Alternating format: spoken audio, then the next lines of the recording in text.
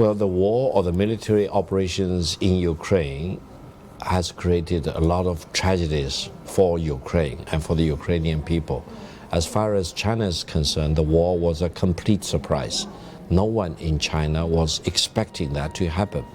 As a matter of fact, it came as a complete surprise because no one was expecting that. We learned before February the 24th that the United States seemed to have all the accurate information about the military plan of Russia, and they even pinpointed the exact date of the launch of the military operations into Ukraine. We thought it was probably a joke, and no one really thought that the military operation would have taken place at all. Now, China, over the past 4 decades, has been very, very keen in understanding what the rest of the world thinks about China. We focus a lot on the interaction between China and the rest of the world. This is a very important part of all the professionals, academics, scholars doing their daily job. We want to understand what China is doing and what the rest of the world is looking at what China is doing. This interactivity can help China to better fine-tune China's positions eventually. So China does care about how the rest of the world thinks about China at this very important moment in history.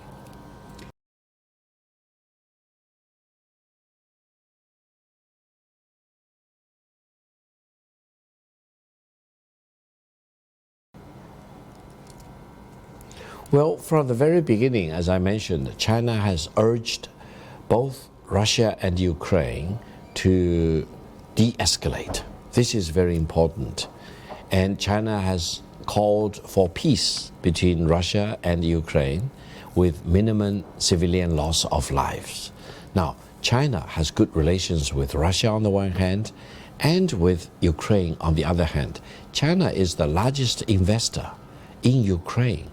And from the Chinese perspective, Ukraine is a very important member of the Belt and Road Initiative because in terms of its geography, Ukraine is very important between the East and the West and the Mediterranean and the Black Sea all the way up there to the Arctic. So China has a lot of vested interest in preserving peace in Ukraine. On the other hand, it is also true that lots of things have happened in Ukraine since 2014, after Crimea was taken over by Russia, and Ukraine wanted to join NATO. They even written that joining NATO into their constitution. And then Russia has made it very clear, no NATO membership for Ukraine or over its dead body. They made that clear to the European countries, to NATO, to the United States, orally in meetings, as well as in official diplomatic documents. Now, what's happening in Ukraine right now is truly a tragedy because it is not good for the Ukrainian people, it's not good for Russia as a country, not good for the Russian people, and we want to see the de-escalation and wrapping up of the military operation in Ukraine. On the other hand, on the surface, it seems that Russia and Ukraine are fighting a war against each other. The reality is that behind Ukraine, you also have the United States and NATO member states supporting Ukraine. So it's more complicated than whatever it looks on the surface. And that's why China emphasizes the indivisibility of security, meaning if a country wants to maximize its own security, it could be done on the condition that it should not constitute a threat to another country, especially to your neighbor. Allow me to use the 1962 Cuban Missile Crisis as an example. In 1962, the former Soviet Union wanted to deploy missiles in Cuba. No one disputed that the former Soviet Union was a sovereign country. No one denied that Cuba was a sovereign country. So why should the United States jump out of its seat to oppose Soviet deployment of missiles in Cuba? Why should President Kennedy even risk a nuclear war with former Soviet Union to demand the deployment of missiles be stopped in Cuba? And now the American people have ranked President Kennedy as one of the greatest presidents in U.S. history. Why? Because he refused to buckle. He defended the fundamental interest of the United States, and he forced the former Soviet Union from withdrawing missiles from Cuba.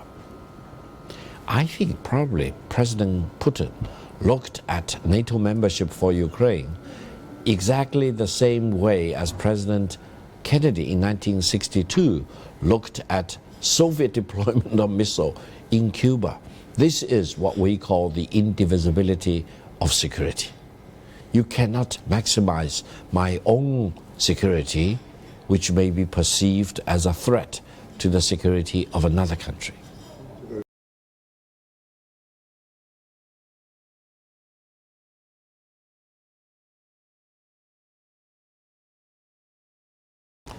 In 1962, both the United States and the former Soviet Union compromised. The United States agreed to withdraw missiles deployed in Turkey, and the former Soviet Union decided to withdraw missiles deployed in Cuba. Bingo, good, and the blessing for mankind as a whole, because we were saved from the Holocaust of a nuclear confrontation between the two superpowers in 1962. Now this time, the magic didn't happen. War broke out, and war is still going on, creating all the havoc and taking all the tolls upon the Ukrainian people. I would say now everyone is blaming President Putin of Russia. But equally important, I would say we also need to think whether NATO also need to learn a lesson, whether President Biden of the United States could also learn a lesson. Because before February the 24th, if the United States or any NATO member made it very clear to Russia that NATO membership for Ukraine is completely off the book, is not possible for whatever reason, probably that would have prevented the outbreak of war in Ukraine. No one can rewrite history. War broke out. So right now, the most important thing is to de-escalate and bring the war to an end as quickly as possible, saving as many civilian lives in Ukraine as possible.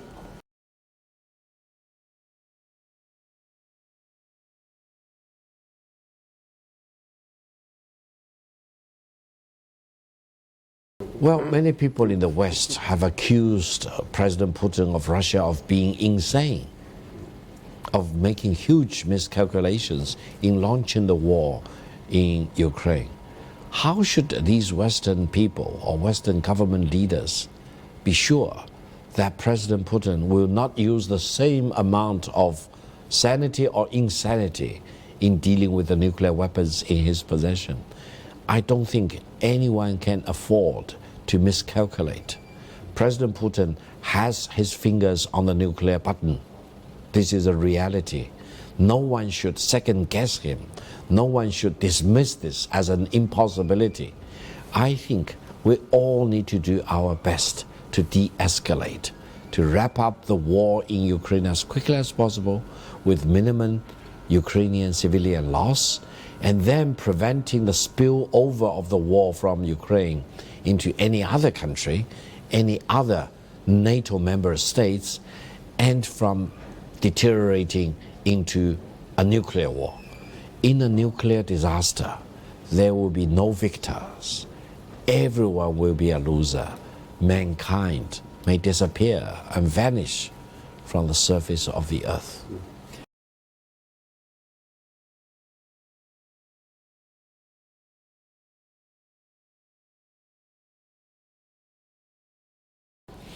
Well, the Chinese government has made it very clear from the very beginning that China defends the United Nations Charter, and China defends the sovereignty and territorial integrity of every and all member states of the United Nations, including Ukraine. Why? Because China views sovereignty and territorial integrity as the pillar supporting the survivability of a country as well as the international order that we understand. There is no doubt about it. China wants to protect the integrity of the United Nations Charter as well as the principles of sovereignty and territorial integrity. Now, on the other hand, Ukraine is no simple country. Ukraine is a very unique, extraordinary country. Ukraine's relations with Russia over the past 300 years is very complicated. We do not need to become a history professor to know a little bit about the complication and the interactiveness of Russia versus Ukraine. And we do not need to know all the ins and outs about how Ukraine came in possession with Crimea. We do not need to know all the details about why the Donbass region, Luhansk, Donetsk, etc., are mostly inhabited by Russian ethnic groups rather than pure Ukrainian people. All these are the complications involving the situation of Ukraine, and each strand needs to be analyzed on the merits of each particular case, I would say. But suffice it to say, if a country is running into problem, peace and negotiation should be the only viable solution. War should not be a means to achieve political aims. Let me give you an example. In Europe, originally there was a country called Czechoslovakia. When they decided to break up into two countries, China happily accepted both of them and established relations with both Czech as well as Slovak. Is that right? So it really depends on the internal process. Now, in Ukraine, the Ukrainian government has insisted that they will not recognize Crimea as part of Russian territory. China now still believes Crimea is part of Ukraine. There is no change in China's government position about that. Now, eventually what will happen to Ukraine is up to the people in Ukraine to decide. And if a war is happening as we see it now in Ukraine, it depends on the result of the war eventually. As for the status of the two people's republics in the eastern part of Ukraine, again, there should be a process of different parts of Ukraine to talk about it, to negotiate, and to seek a solution, hopefully peaceful means. And if the people in the eastern part of Ukraine want to be independent, then their wishes may need to be respected anyway, but you need to have a process to it. It's just exactly like if Scotland wants to be independent, if they abide by a peaceful process, there will be a happy ending. China will accept that process. But China will not urge the Scottish people to fight a war against the English people to achieve their independence, because it will be too bloody, it will be worthless, and whatever that will happen for the future of Scottish, if it is won by blood shedding and war, will be a very bad result. So I hope there will be a process inside Ukraine which eventually will come to a final decision about the status of Crimea and Donetsk and Luhansk eventually.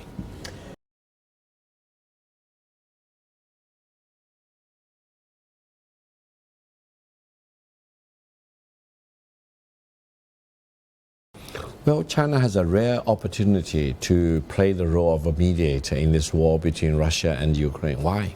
Because China has good relations with Russia. China has good relations with Ukraine. We have an interest, vested interest in peace restored to Ukraine. And China is a permanent member state of the United Nations Security Council at a time when US, UK, etc. are conflicted out. And they are not qualified to be a mediator in the real sense of the word. However, China will not impose its will on either Russia or on Ukraine, if both Russia and Ukraine will want to have China's mediation role, China will be happy to do that.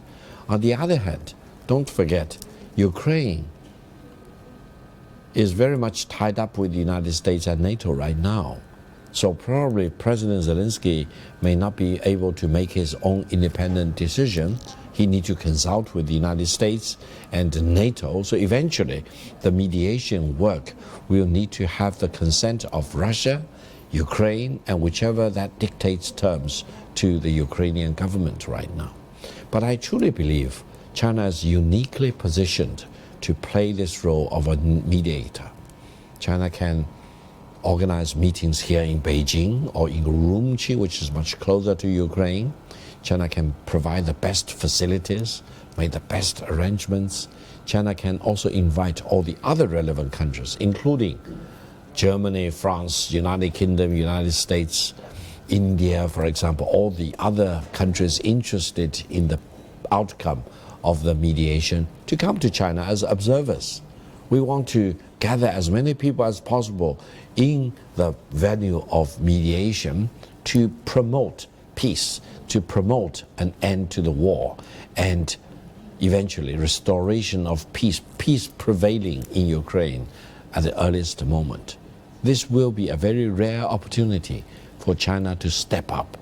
But China, being China, is really not going to impose its will onto any other country, including Russia and Ukraine, in this war.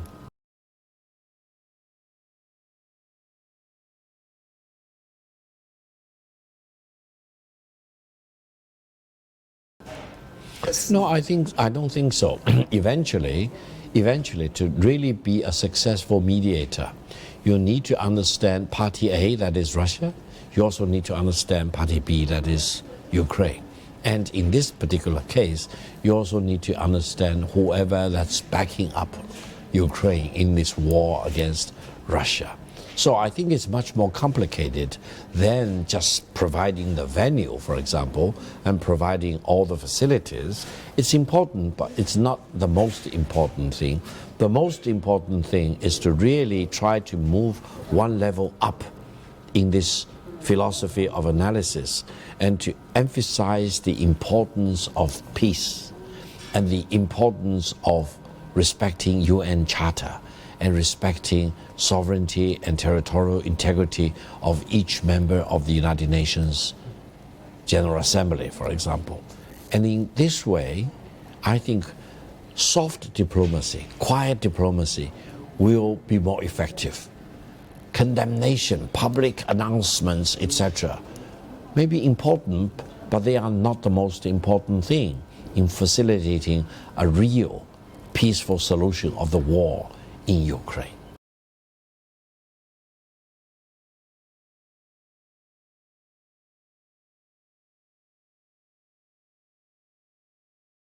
Yeah, right now the situation is in a flux. It's in a fluid situation. No one knows for sure what will become of this war or military confrontation in Ukraine.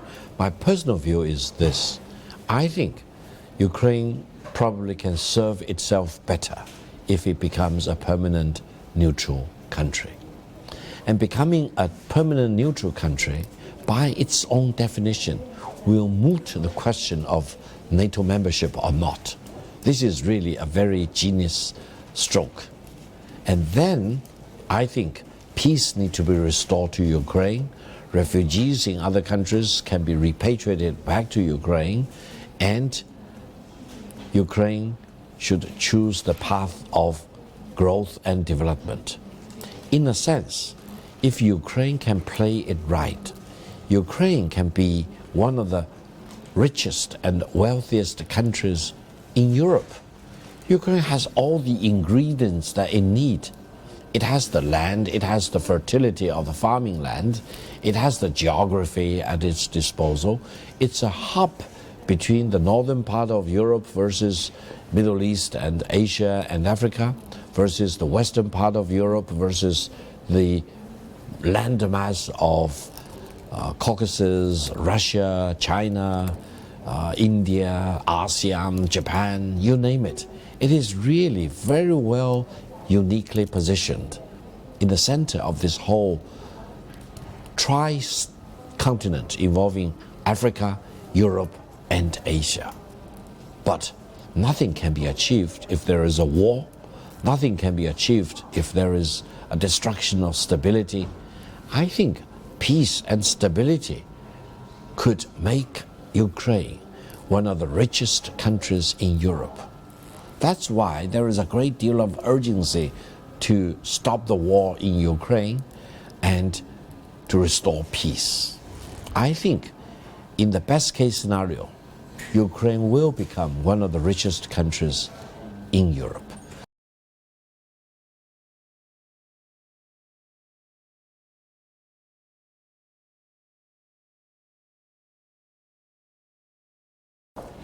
Well, no one knows for sure what President Putin wants in Ukraine.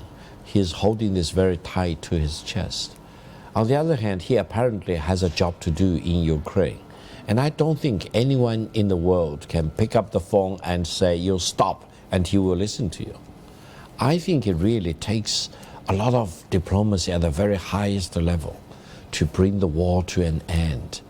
But fundamentally, there are several things which are very important. Allow me to emphasize. There will be no lasting peace in Europe by excluding Russia.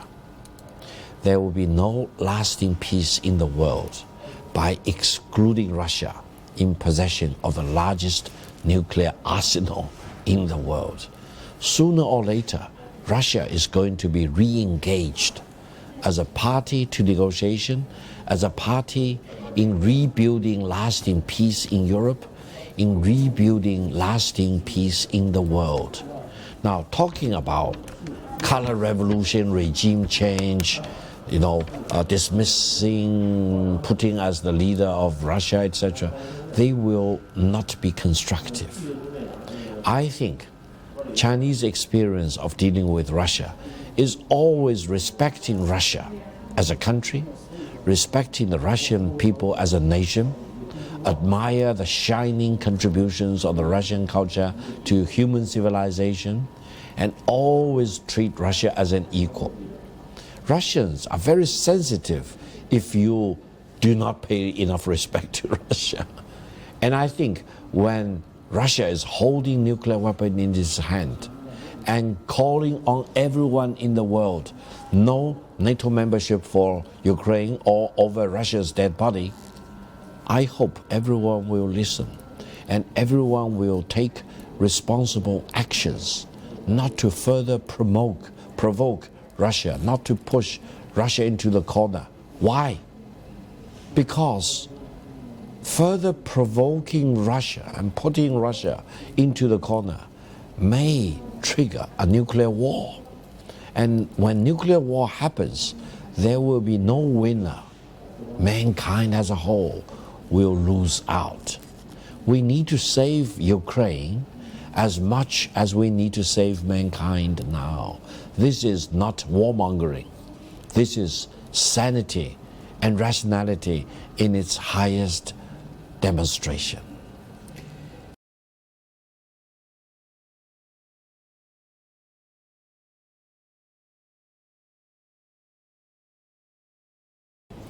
Well, China's vested interest is very clear, very clearly defined. That is peace. That is restoration of peace for Ukraine. That is to save as many civilian lives in Ukraine as possible.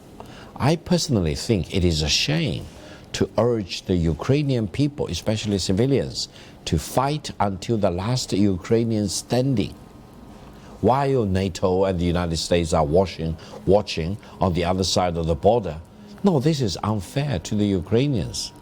The Ukrainians want to defend their freedom. Of course, they are putting in a good fight, but it will be completely unfair to the Ukrainian people if you urge the Ukrainian civilians to die and to fight until the last Ukrainian standing.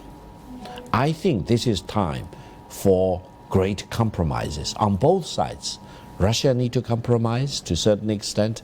Ukraine needs to compromise on the other side. hand, and it is very important that Ukraine is no longer demanding to join NATO. But if it had made it clear before February the 24th, probably the war could have been avoided and prevented. So the war in Ukraine really doesn't make any sense, because it is a war that could have been avoided by many countries involved. Because to joining NATO requires unanimous consensus of every existing NATO members. If any NATO member has the courage to stand out and say very clearly in unequivocal terms that no membership of NATO for Ukraine, that country probably could have steered the course of development from war to negotiation. I truly believe China wants to see diplomacy prevail. China wants to see peace prevail. China wants to see as many civilian lives in Ukraine being saved. It will be shame to encourage more civilian lives to be lost. And China has chosen the right side of history. The right side of history is peace. The right side of history is to save Ukrainian people.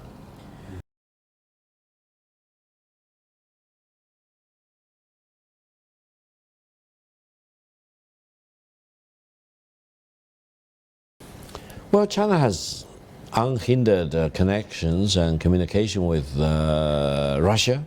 It has been like this for many decades. Putin is consistent in his view about NATO, in his opposition against NATO membership for Ukraine. He has been very, very unequivocal, not for one day, not just before February the 24th. He has been unequivocal for a couple of decades, ever since he became the president of Russia in 2000. He made it abundantly clear in diplomatic representations with the United States, with NATO member states. He made it very clear in written communications with the United States. Now he made it very clear through war or special military operations in Ukraine. I would say any country in the world which refuses to give heed to the warning which is consistent from Russia will do so against the fundamental interest of its own people. Why? No one can afford to go through the escalation of the war in Ukraine into a nuclear disaster.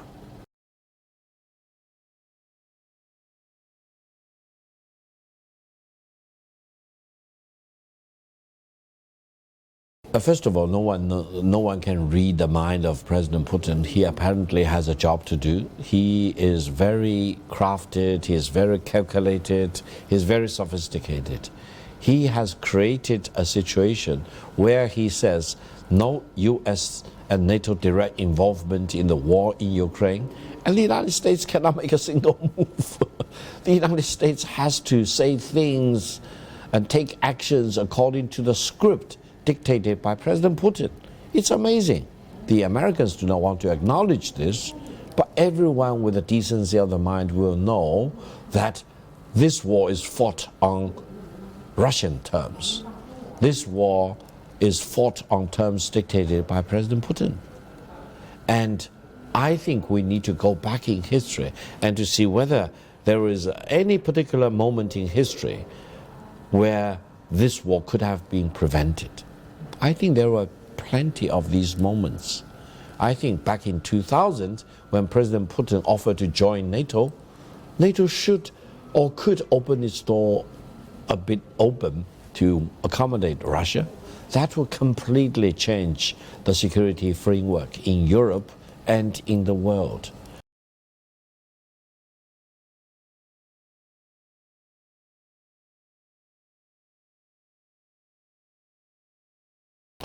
First of all, China does not want to have anything to do with NATO, and China opposes the continued expansion of NATO. And no one can rewrite history, is that right? History happened, and now we have a war in Ukraine. So I think we need to really conclude that NATO should really go back to its original mission, that is a defensive organization, rather than doing anything to be conceived as offensive in nature, not provoking Russia in such a way that they want to go to the length of engaging in Ukraine on the battleground, leading to thousands, if not tens of thousands, hundreds of thousands of deaths of military personnel as well as civilians. We need to stop the war as quickly as possible.